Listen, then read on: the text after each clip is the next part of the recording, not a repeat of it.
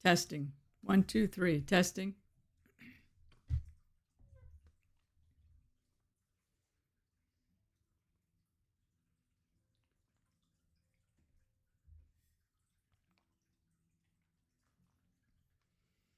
Okay.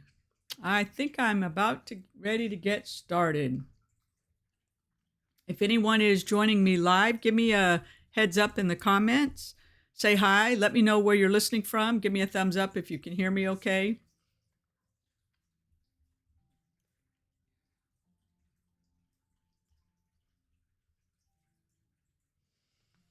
All right. Hello, my Life with Crypto brothers and sisters. Welcome to another Money Monday crypto training. I'm your host, Kelly Sunshall. Today, we will continue our 8-week journey into the 8 must-know blockchain narratives to watch. In this session, we'll cover part 4, crypto and money. Hey, Mike, nice to have you here. Thank you so much for joining me today. This is going to be a good training. I've got a lot of good information in here, I think. So let's go ahead and get started. Before we begin, I want to review a couple of terms. And these are basic terms, but I want to make sure we're all on the same page. The first one is blockchain. A blockchain is a distributed ledger shared among a network of computer nodes. Each node is owned and managed by a person or computer. Crypto, on the other hand, is a digital or virtual currency created by a blockchain, and it exists only within that blockchain. So, what does blockchain and crypto have to do with money? Well, let's find out.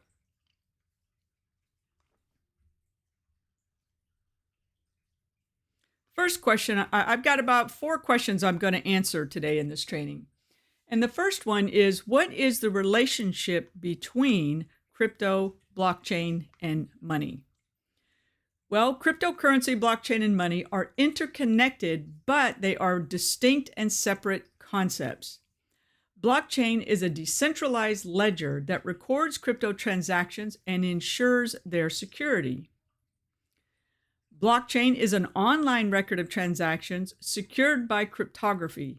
And to incentivize people to participate in validating transactions that are sent by blockchain users, most blockchains reward node operators with crypto tokens. And crypto tokens are digital assets that function as a medium of exchange, and its transactions are recorded using a blockchain.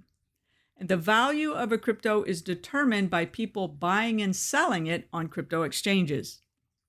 While crypto shares some characteristics with money, such as a medium of exchange, it is not widely accepted as a means of payment. Why? Because national governments determine whether crypto tokens can be used as money, and most of them don't want it. Not in its current form, anyway. And again, why? Because governments can't control it. So who controls crypto and blockchains? Well, it really depends on the type of blockchain. A private permission blockchain has centralized control, with specific parties having authority over its operation. However, crypto as we know it operates on a public permissionless blockchain. And there are 3 types of control to consider even for a public permissionless blockchain. And the first one is cryptocurrency control. The rules of a cryptocurrency are embedded into the software that is designed by developers and agreed upon by the network participants. They include how transactions are verified and how new units get created. So that's the cryptocurrency control. Blockchain control. No single party has unilateral control over a public permissionless blockchain, as changes to the software require consensus from its participants. Owners of blockchain nodes typically vote on changes that will hopefully be made to the software. Like in Bitcoin, that you see all these BIP and then a number, BIP 220, BIP 301. Those are Bitcoin improvement protocols, and each one of those has to be voted on by the nodes that run the network. And last in our list of control is regulatory control. While blockchain networks are decentralized, the use of cryptos and blockchain technology is subject to regulation by various government bodies, and those include the SEC, the Commodities Futures Trading Commission, the CFTC, and the Financial Crimes Enforcement Network. Many of you, I'm sure, have heard of the SEC and maybe even the CFTC, but I'm going to guess that many of you have not heard of FinCEN. And I have a lot of experience and have studied a lot about FinCEN because they govern taxes, we'll say. So the next question I want to try to answer today is cryptocurrency money?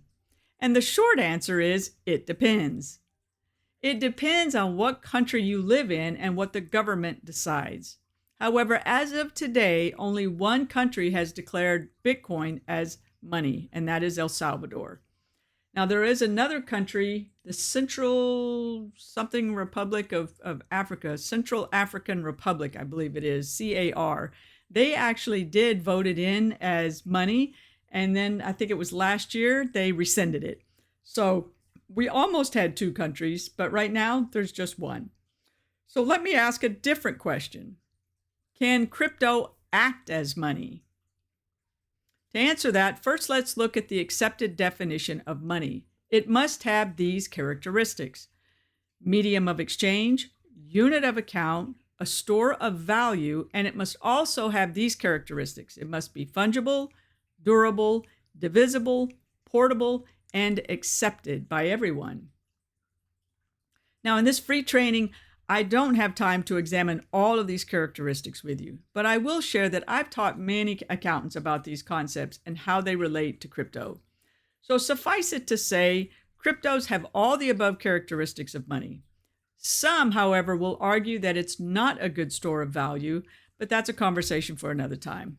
I will at least say this, that the reason stable coins have been created is to create a more stable store of value, because of course cryptos in general are very volatile, and anybody who trades crypto appreciates that volatility because that's how you make money in the markets. If there's no volatility, it's very difficult to make money. But you don't want an asset that is so volatile being your money. Hence why we have USDT, USDC, DAI, and many, many other stable coins. Those are all cryptocurrencies.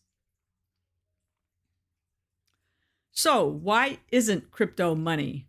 And as I said earlier, it boils down to regulation and control. For better or worse, governments make the laws deciding which forms of currency are legal tender for debts, public and private, and the banks carry them out. Now, that doesn't mean you can't use crypto to buy stuff. However, Congress decided crypto must be treated as a commodity, and therefore each transaction is subject to capital gains tax. And I will talk more about that later in one of our other blockchain narrative trainings that I'm going to do. I have one specifically on that question.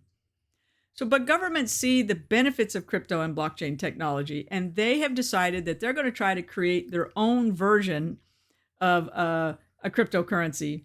It's going to be a government-controlled cryptocurrency, and it's called the central bank digital currency. So let's talk for just a moment about what is a CBDC. Well, a central bank digital currency is a digital form of central bank money. It is issued and regulated by a country's central bank. and it is designed to function as a digital version of the national fiat currency of that country. And of course, in the US, for us, it's USD. In Europe, they will have a CBDC that mimics, we'll say, the euro, or China will have, the yuan or something, assuming China has any interest in a CBDC. Let's see. Unlike cryptocurrencies, the value of CBDC is fixed by the central bank and is equivalent to the country's traditional currency. As I said, for us, it is US dollar. CBDCs are under development today, and they use permissioned blockchain technology, and they use a permissioned blockchain technology that also uses smart contracts. This is really, really important. They would have no interest in creating a CBDC, I think, unless there were smart contracts involved.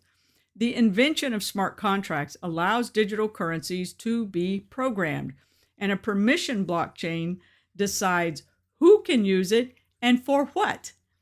So the fact that they want to create a CBDC on a permissioned blockchain creates concern for me, because that means there's some central authority. That is the definition of a permissioned blockchain.